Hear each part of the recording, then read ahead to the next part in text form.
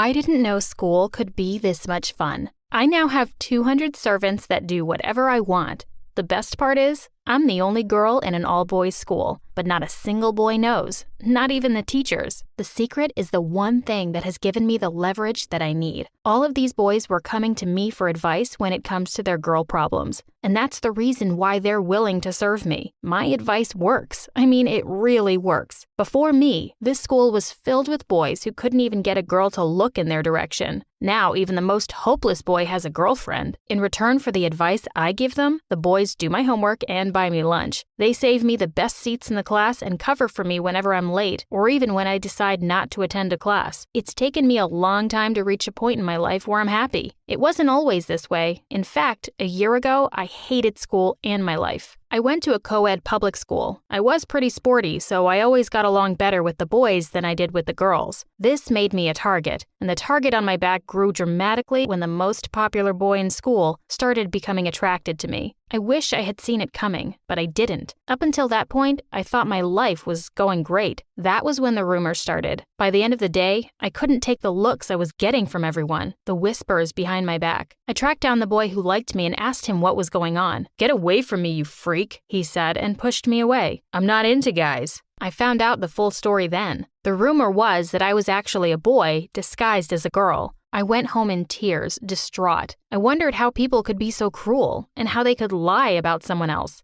I was angry and hurt and more depressed than I'd ever been in my life. I spoke to my parents about what had happened. They were just as angry.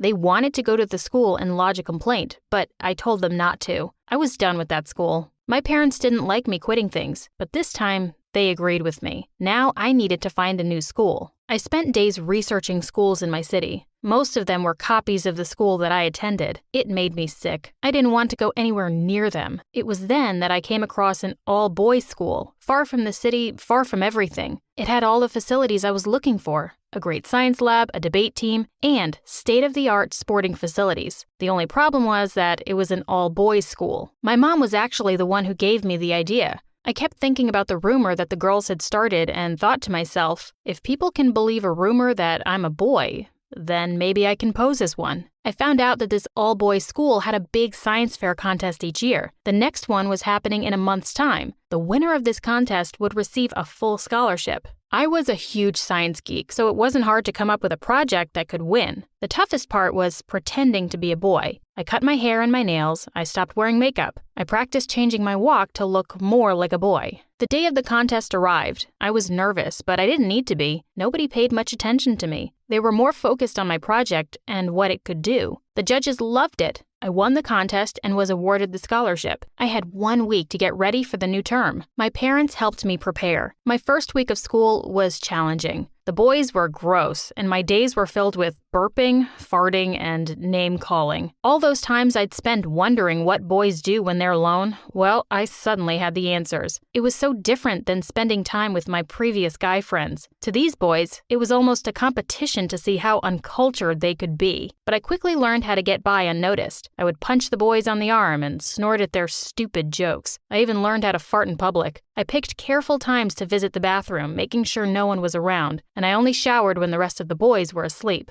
Everything was going fine until the school announced that they were going to have a social with a nearby all-girls school. My new friends started boasting about how many girls they were going to kiss. They asked me if I was in. I said no. That made them suspicious of me. "Don't you like girls?" one of them asked. "I already have a girlfriend," I said. That was good enough for them. The day of the social dance arrived. I then realized that I had nothing to worry about. These boys may have talked a big game about girls, but they didn't know the first thing about approaching girls. Not one of the boys had the courage to even go and speak to a girl. They were terrified, all 200 of them. The girls stood on one side of the dance floor chatting to each other and eating snacks off the main table. The tension was too much. I decided to break the silence. I walked over to one of the girls and started a conversation. It was refreshing to speak to girls for a change. For the first time in my life, I was glad to be around people who had a sense of decency. Soon, I was surrounded by a big group of girls. We were talking and laughing together. "These social dances are always the same," said one of the girls. "We come here excited to meet boys and leave disappointed because none of the boys even want to speak to us. It's great to finally speak to a boy." I smiled and decided that this was going to change. I invited them over to meet some of my guy friends. In a few minutes, the silence was drowned out by conversation, dancing, and a whole lot of happy boys and girls. The next day, the boys treated me differently. I'd gone from being just about invisible to having a spotlight on me. Everyone wanted to be my friend, to help me with anything and everything. It was insane. Wherever I went, a horde of boys would follow me. Eventually, after a few days of this, I called a meeting one break time. "I'm tired of you all following me," I said. "What do you want?" The boys told me they wanted to learn how to speak to girls. They'd never met someone like me who knew how to just do that. Because the school was so far removed from the city, they had little to no contact with girls. The social dances were usually disasters, but I had changed all of that. "You make talking to girls look so easy. Please, teach us." This was perfect. I knew that I suddenly had bargaining power. I told them that I'd teach them, but I didn't have a lot of time. "Don't worry," one of them said. "Anything you need, we'll do it for you." It was a little overwhelming at first, but I soon got used to all of this help. The next 6 months were the best of my entire life. Whatever I wanted, I got. Whatever I said happened in a matter of seconds. They made me an office in a cottage on the side of the school that no one used anymore. It even had a private cellar. The boys filled it with all my favorite things, along with a desk and a few chairs. Boys would come in to see me with their girl problems. I gave them the kind of advice that a girl would give them. I actually enjoyed this. I hated when boys objectified girls. I was teaching these boys how to actually respect girls, and this was making all the difference. The social dances were becoming more and more fun. The more results the boys saw, the more they became obsessed with me. Luckily, whatever I said, they did. So I often asked for more quiet time, which they gave me. Just about every boy in the school had either a girlfriend or a few girls that they were friends with. Things would have gone on like this in perfect harmony if it wasn't for the arrival of the new boy. The first day I saw the new boy, I cringed. I knew him from somewhere. He wasn't from my old school, but from somewhere else. I just couldn't place him. And by the way he looked at me, he recognized me too. The first couple of weeks were fine, except that he always lingered at the edge of my sight. He observed me closely, but never approached me. But it was a matter of time. The more he saw how boys did everything that I wanted, the colder he became towards me. I soon heard through some boys that he was asking questions about me, where I came from, how long I'd been at the school.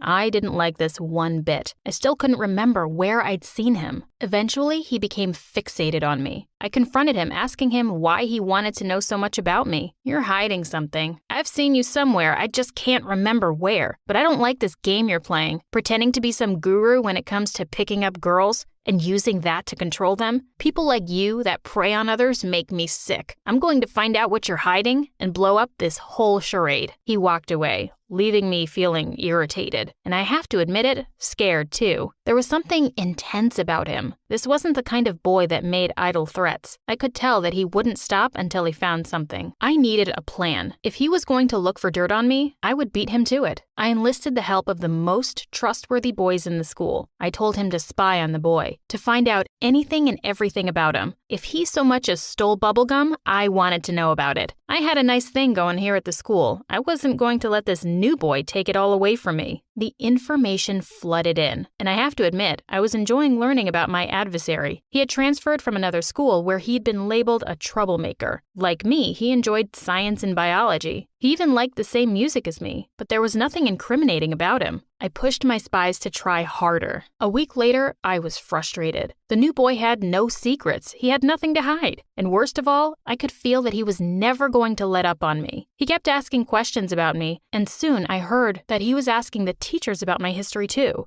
That was where I knew I was in trouble. I could control the boys in the school, but I had zero control of the teachers. I needed to do something fast. At school the next day, I arranged for the new boy and I to have a few periods alone in the cafeteria. "What's your problem with me?" I asked. "I'm not hurting anybody. I'm not forcing anyone to do anything against their will, am I?" He told me that he hated people manipulating others. He'd done his own digging into my past. "The guidance counselor told me the name of your previous school. I emailed them about you. They have no record of you being there, so I've emailed them back with your photo. I went cold. As soon as the people from my previous school saw my photo, they'd recognize me. He stood up to leave. I had to act quickly. I called my boys in and told them to take him to the cellar. He left kicking and screaming, but my boys didn't let him go. I knew it was a bad move, but I needed some time to think of a plan. An hour later, I went into the basement. I was shocked. The boys had tied him up to a wall. He had bruises on his face from where they'd punched him. I couldn't believe that it had come to this. I looked around me. These boys were doing everything for me. Without thinking, I knew then